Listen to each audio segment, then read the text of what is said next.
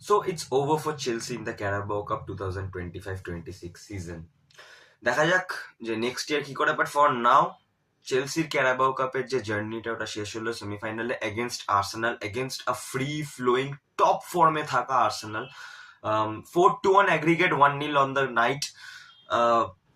তো আমি সবার আগে না লিয়াম রোজিনিয়ারকে নিয়ে দুটো কথা বলতে চাই যে till now he is doing a pretty good job.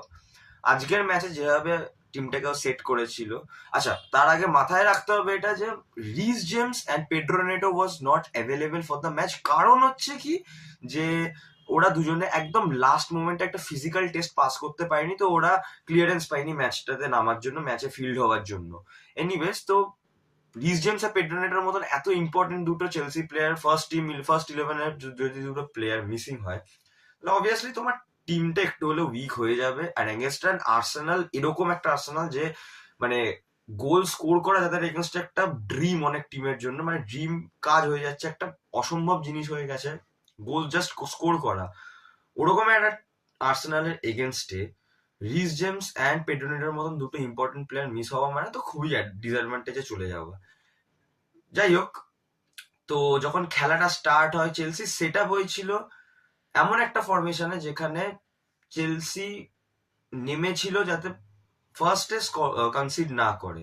কারণ অবভিয়াসলি ফার্স্টে কনসিড করলে 2 গোলস এমিরেটস এ ক্লিন শিট রেখে against this Arsenal is next to impossible thing.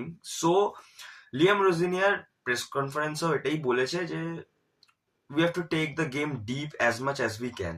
যতটা তুমি ডিপ নিয়ে যাবে ততটা বেশি তুমি আর্সেনালের এগেনস্টে মানে কিছু হলে একটা চান্স ক্রিয়েট করতে পারবে। অ্যাটলিস্ট ফার্স্ট গোল যাতে কনসিড না করে, সোজা সাপটা কথা এটাই। যদি ফার্স্ট গোল কনসিড করে নিত চেলসি, তাহলে খেলাটা ওখানেই মানে প্রথমেই শেষ হয়ে যেত। বেড়াল, তো খেলা তো স্টার্ট হলো, চেলসি খুব ভালোই ডিফেন্সিভ শেপ মেনটেন করছিল, কিন্তু যেরকম লেভেলে প্রেসিং মিডফিল্ডে আর্সেনাল করছিল চেলসিকে দাঁড়াতে দিচ্ছিল না অবভিয়াসলি, বিকজ আর্সেনালের প্রেসিং উই অল নো কত ভালো হয়। অনেক আর্সেনাল ফ্যান্সদেরকে আমি টুইটারে দেখছিলাম, সোশ্যাল মিডিয়াতে দেখছিলাম যে হাফ টাইমে লিখছিল যে our press is not good enough today, এই ওই অনেক কিছুই বলছিল। বাট দেখো ভাই, আর্সেনাল হয়তো ফ্রন্ট এন্ডে প্রেস করতে পারছিল না, ফ্রন্ট লাইনটা তত ভালো প্রেস করতে পারছিল না, বাট ওরা যেখানে প্রেস করে বল রিকভার করা সেখানে ঠিক করে নিচ্ছিল। অ্যান্ড আমি আর্সেনালের ডিফেন্সকে ক্রেডিট দিতে চাই, ভাই কি ডিফেন্স ওটা! এমন ভাবে সেট হচ্ছিল ওরা প্রত্যেকটা চেলসি অ্যাটাকে যে মনেই হচ্ছিল না যে চেলসি যে অ্যাটাক গুলো করছে ওতে আর্সেনালের কোনো কিছুও ভি ড্যামেজ করতে পারবে আর্সেনালকে। পাসিং লেন কাট করে দিচ্ছিল, শুট নেওয়ার জায়গা দিচ্ছিল না। যখনই বক্সের সামনে চেলসির কোনো প্লেয়ার বল রিসিভ করছিল, 3-4 জন জাস্ট কভার করে নিচ্ছিল চেলসি প্লেয়ার, যে যার পায়ে বল ছিল, যে কিছুটা করতে পারতো।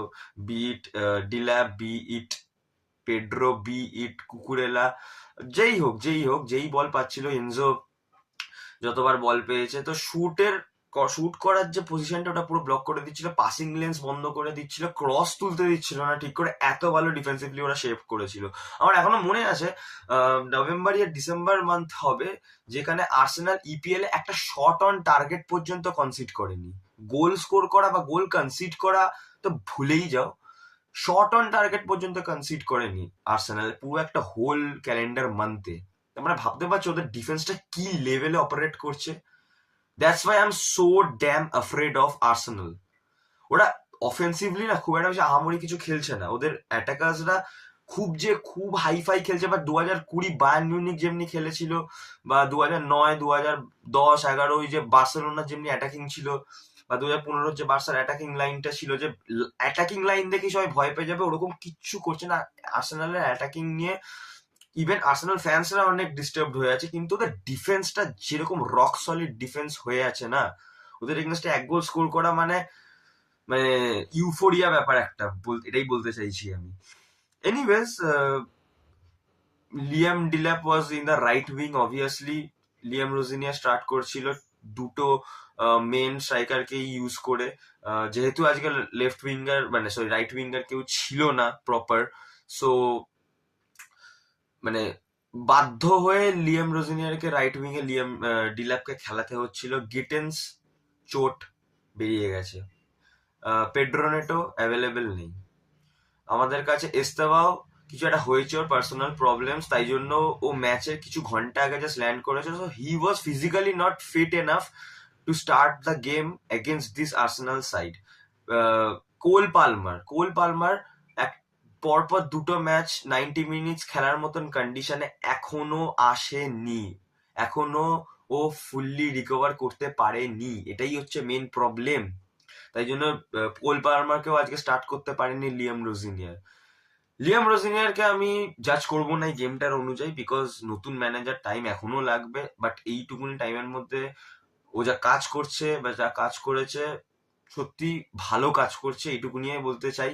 বাট অ্যাজ ইটস চেলসি, যখন তখন কোচ চেঞ্জ হয়ে যায়, তো আমি কোনো এক্সপেকটেশনসও লাগাবো না অবভিয়াসলি, কারণ আমি ম্যারেস্কা যখন প্রথমবার এসেছিল তখন আমি কোনো ম্যারেস্কার আন্ডারে এক্সপেকটেশনস রাখিনি, লিয়াম রোজিনিয়ারের উপরেও রাখবো না, অ্যান্ড জাজমেন্ট আমি এত তাড়াতাড়ি পাস করবো না এই গেমটার বেসিসে, তো একদমই না।